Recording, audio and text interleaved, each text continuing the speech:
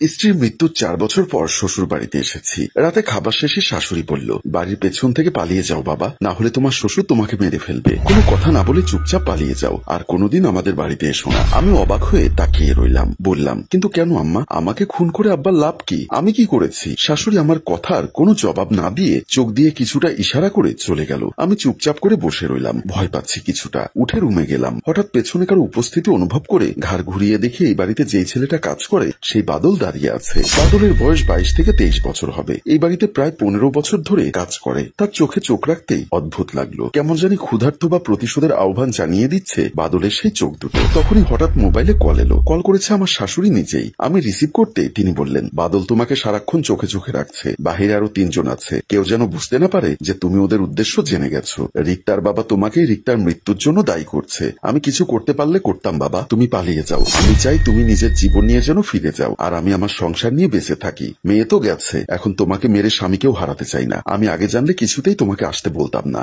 রিক্তা আমার মৃত স্ত্রীর নাম। শাশুড়ির কথা শুনে আমি ঘামতে লাগলাম। এদিকে শ্বশুরের প্রহরী বাদল আমার দিকে তাকিয়ে বলল, আপনাকে চাচায় ডাকে। কোথায়? কাচারি ঘরে বসে আছে। আপনার সঙ্গে নাকি জরুরি কথা আছে। চলুন আমার সঙ্গে। তুমি যাও তাহলে, আমি আসছি। বাদল গেল না, সে আমার সামনেই দাঁড়িয়ে রইল। আমি একটু বিরক্ত কিন্তু ভয় মিশ্রিত কণ্ঠে বললাম, কি হলো? তোমাকে যেতে বললাম না? আপনাকে নিয়েই যেতে হবে। আপনার কাজ থাকলে কাজ শেষ করুন, তারপর চলুন। আমি কাপড় পাল্টাবো। আর সেটা তোমার সামনে কিভাবে করবো বলো তো? কেন?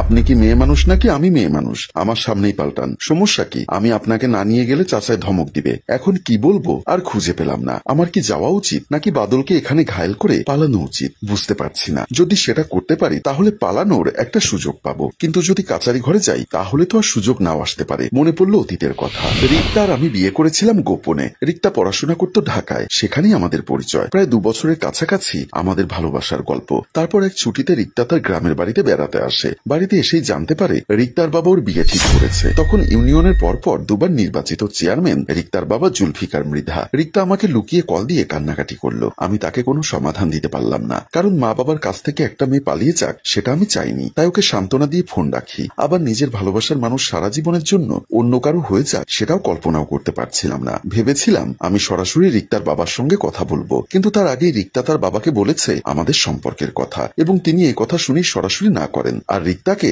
বেশ গালমন্দ করেন। এরপর সম্পূর্ণ একদিন এক রাত রিক্তার নাম্বার বন্ধ ছিল। রিক্তাদের বাড়ির সম্পূর্ণ ঠিকানা জানতাম না, তবে জেলা, উপজেলা আর ইউনিয়নের নাম জানতাম। আর যেহেতু ওর বাবা তখন রানিং চেয়ারম্যান ছিল, তাই সহজেই তার বাড়ি খুঁজে পাওয়া যাবে এটাই স্বাভাবিক। আমি ঢাকা থেকে রওনা দিয়ে পদ্মা নদীর কাছাকাছি হোটেলে ভাত খেতে বসি, আর তখন একটা অপরিচিত নাম্বার থেকে কল আসে। কল রিসিভ করতেই রিক্তার কণ্ঠ শুনতে পেলাম। রিক্তা এলোমেলো আর কান্না মিশ্রিত কণ্ঠে যা বলছিল তার সারমর্ম হচ্ছে বাবার সঙ্গে রাগারাগি করেছে। তার বাবা জোর করার কারণে রিক্তা সুইসাইডের চেষ্টা করেছে। তারপর তাকে অসুস্থ অবস্থায় খুলনার একটি হসপিটালে ভর্তি করা হয়েছিল। একবেলা থেকেই খানিকটা সুস্থ হয়ে রিক্তা হসপিটাল থেকে পালিয়ে গেল। যে নাম্বার দিয়ে কল করেছিল সেটা ছিল ওর বান্ধবী সুরমার নাম্বার। ওই বান্ধবী ও রিক্তার সঙ্গে একই সঙ্গে পড়াশোনা করে। রিক্তা একবার তাদের খুলনার বাসায় গেছিল। মেয়েটার নাম সুরমা। সুরমা নিজেও তখন ছুটির কারণে খুলনার বাড়িতে ছিল, তাই রিক্তা সুরমাদের বাসায় গিয়ে আমাকে কল করেছে। ঘটনার সংক্ষিপ্ত বলার পরে রিক্তা আমাকে বলল, তুমি যদি আমাকে সারা জীবনের জন্য কাছে রাখতে চাও তাহলে আমাকে এসে নিয়ে যাও, আর যদি আমাকে ছাড়া থাকতে পারো, আমাকে ছাড়া তোমার জীবন চলে, তাহলে বলে দাও, তাহলে আমি হসপিটালে ফিরে যাব। একটা পুরুষ কণ্ঠস্বর শুনে আমার ভাবনা ছেদ পড়ল। বাদল বিরক্ত গলায় আমাকে বলল, তাড়াতাড়ি চলুন তো, চাচা কিন্তু রেগে যাবে। মোবাইলটা চার্জে দিয়ে আসছি। আচ্ছা, চার্জ দিন। আমি মোবাইল চার্জে দিয়ে নিরুপায় হয়ে তার সঙ্গে হাঁটা ধরলাম, যা আছে কপালে। আগে দেখি ঘটনা কি। তাছাড়া যেহেতু আমার শ্বশুর এখানকার পরপর 2 বার নির্বাচিত চেয়ারম্যান ছিলেন, তাই তিনি চাইলেই তো আমাকে মেরে ফেলতে পারবেন না। সমাজের মধ্যে কেউ তার নিজের সম্মান নষ্ট করতে চায় না। আমি গিয়ে রিক্তার বাবা জুলফিকার মৃধা অত্র ইউনিয়নের 2 বারের সাবেক চেয়ারম্যানের সামনে গিয়ে বসলাম, সালাম দিলাম। আমার পাশেই বাদল দাঁড়িয়ে আছে। আব্বা, আমাকে ডেকেছেন? হ্যাঁ, চা খাও। বাদলের দিকে তাকিয়ে বলল, এই জামাইকে একটা কড়া চা দে। ও, তাহলে উনি চায়ের সঙ্গে বিষ মিশিয়ে দিবে নাকি? মৃত্যুর পরে যেন দায় এড়ানো যায় সেজন্য কৌশল করছে না তো? আমি ঘামছি। বাদল চলে গেল চা আনতে। রিক্তার বাবা সামনে রাখা কাগজপত্র মনোযোগ দিয়ে পড়ছে। রিক্তার মা বাবা দুজনেই শিক্ষিত মানুষ। আমার শাশুড়ি যখন অনার্স শেষ করেছেন, রিক্তার তখন 2 বছর বয়স। সেদিন আমি পদ্মা নদী পার হয়ে সরাসরি খুলনা এসেছিলাম। খালিশপুর রিক্তার বান্ধবীর বাসা থেকে সেই রাতে ট্রেনে এসেছিলাম ঢাকা। ঢাকায় ফিরে আসার আগে আমার বন্ধুদের ডেকে বিয়ে করলাম। আমার বাবা নেই, মায়ের নতুন বিয়ে হয়েছে নাটোরে। মা সেখানেই থাকে। মাকে শুধু জানালাম আমি বিয়ে করব। মা ভিডিও কলে রিক্তাকে দোয়া করলেন। বিয়ের পরে রিক্তা বলল, আমরা ঢাকা শহরে আর থাকবো না, চলো নতুন কোনো শহরে গিয়ে দুজন মিলে একসঙ্গে থাকবো। ঢাকার মধ্যে থাকলে বাবা আমাদের যেভাবেই হোক খুঁজে বের করবে। রিক্তার কথা শুনে আমি অসহায় দৃষ্টিতে তার দিকে তাকিয়ে রইলাম। বললাম, আচ্ছা 4 দিন পরে আমরা সবকিছু গুছিয়ে নাটোরে চলে যাব। আমরা নাটোরে গেলে মা সেখানে আমার একটা জবের ব্যবস্থা করে দিলেন। নাটোরে আসার 3 দিন পরে আমরা যে বাসায় ভাড়া উঠেছি সেই বাড়ির মালিক আমাদের রুমে এলেন। তার হাতে বড় দুটো লাগেজ,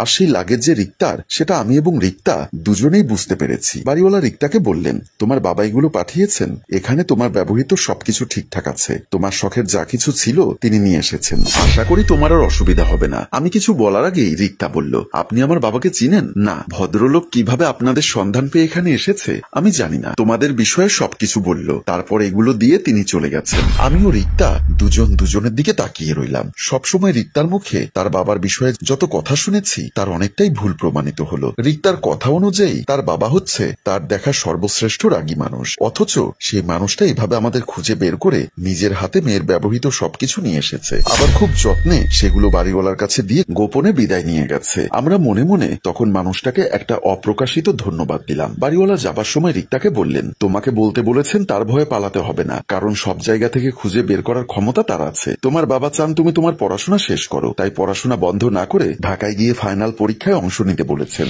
এদিকে বাদল চা নিয়ে এসেছে। আমি চায়ের কাপটা হাতে নিয়ে চুপচাপ বসে আছি। রিক্তার বাবা আমার দিকে না তাকিয়েই বললেন, চা খাও, না হলে ঠান্ডা হয়ে যাবে।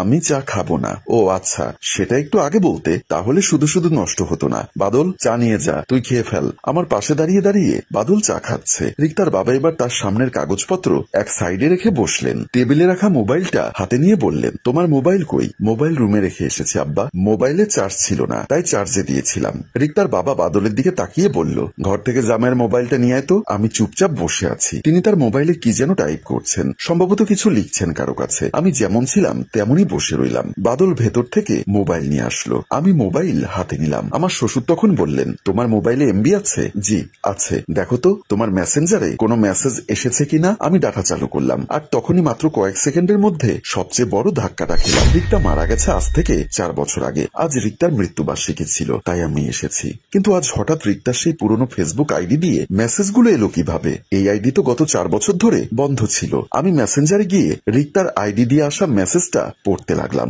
আমার মেয়েটা তো আমাদের চেয়েও তোমাকে বেশি ভালোবেসেছিল। আমি ভেবেছিলাম তুমি হবে আমার মেয়ের সারা জীবনের সুখে থাকার ওসিলা, কিন্তু ওর মৃত্যুর কারণ যে তুমি হবে, তোমার জন্য ওকে মরতে হবে, এটা তো ভাবিনি। আমার মেয়েটাও তো ভাবেনি এমনটা হবে। মেসেজ পড়ে আমি রিক্তার বাবার দিকে তাকালাম। ভয়ঙ্কর সেই চেহারা, প্রতিশোধের জন্য অপেক্ষায় থাকা তার সম্পূর্ণ শরীর। আমি কিছু বলার আগে তিনি বললেন, আমার মেয়ে যখন মারা যায়, আমার মেয়েটার মৃত্যুর পেছনে কোনো কারণ আছে। রাগ করেছিলাম ঠিকই, কিন্তু ভুলে তো যায়নি তাকে। রিক্তার মৃত্যুর পর ওর ব্যবহার করা সিম কার্ড ওর মা ব্যবহার করতেন। আপনি ওর আইডিতে লগ ইন করেছেন।